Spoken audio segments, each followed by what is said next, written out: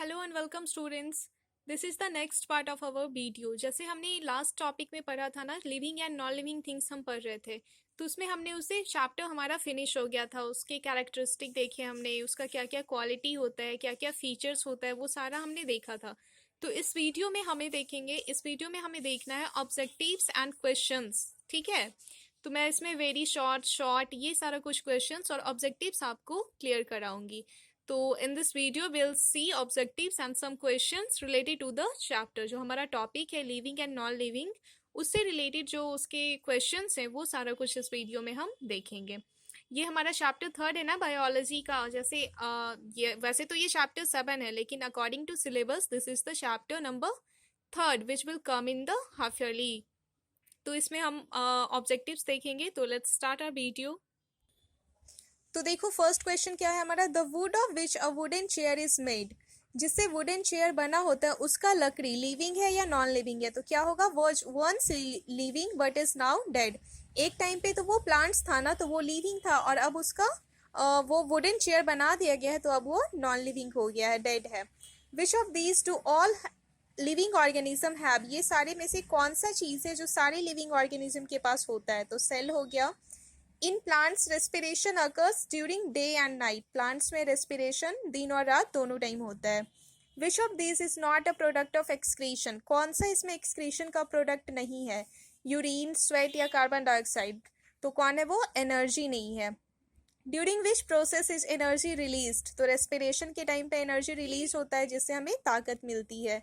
The size of an organism is primarily dependent on the number of cells in its body. उसकी body में कितना cell का number है उस पर उसका साइज डिपेंड करता है। A cockroach breathes through holes in its body. Cockroach के बॉडी में होल्स होता है जिसके थ्रू वो ब्रीदिंग करता। If a potted plant is kept near a window from where light is coming in, the tip of the plant grows towards the window. Phototropism हमने पढ़ा था ना, तो उसी का एग्जाम्पल है ये। अगर पॉटेड प्लांट रखा हुआ है विंडो के पास, तो वो जिधर से लाइट आ रहा है उधर की तरफ वो बेंड करेगा। तो ऑब्जेक्टिव्स ये हमारा हो गया। सेकेंड है very short answer, all living things move and all non living things do not move. True और फॉल्स। तो ये फॉल्स है ना, ऑल लिविंग थिंग्स मूव और all non living things do not move, तो ये फॉल्स स्टेटमेंट है। Which of these grow through out their life. Plants और एनिमल्स पूरे अपने लाइफ के दरमियान वो ग्रो करते रहते हैं, प्लांट्स या एनिमल्स। तो वो कौन है, प्लांट्स हैं। What is the process of removal of waste product from the body? इस प्रोसेस को किस नाम से जाना जाता है, तो क्या कहते हैं उसे, एक्सक्रीशन कहते हैं। जिस प्रोसेस में वेस्ट मटेरियल हमारे बॉडी से रिमूव करता है वो होता है एक्सक्रीशन। नेक्स्ट है हमारा, when oxygen and food combine in the body of living organism they produce। जब ऑक्सीजन जो है वो फूड के साथ कंबाइन करता है हमारे बॉडी में, तो क्या रिलीज करता है, एनर्जी रिलीज करता है। Name a one celled living organism. One celled living organism का एग्जाम्पल देना है, तो कौन है वो, amoeba. If one living organism can reproduce with another they belong to the same species. अगर कोई एक लिविंग ऑर्गेनिज्म है वो दूसरे लिविंग ऑर्गेनिज्म के साथ रिप्रोडक्शन कर पा रहा है, तो इट मीन्स क्या, उसका स्पीसीज सेम है। Member of different species can reproduce among themselves. True और फॉल्स। अलग अलग स्पीसीज के मेंबर आपस में क्या रिप्रोडक्शन कर सकते हैं, जैसे कैट है और डॉग है, तो इन दोनों के बीच में क्या रिप्रोडक्शन हो सकता है, नहीं हो सकता। तो ये क्या स्टेटमेंट है, ये गलत है। ठीक है, इसके बाद हमारा शॉर्ट आंसर क्वेश्चन है जो आप देखो।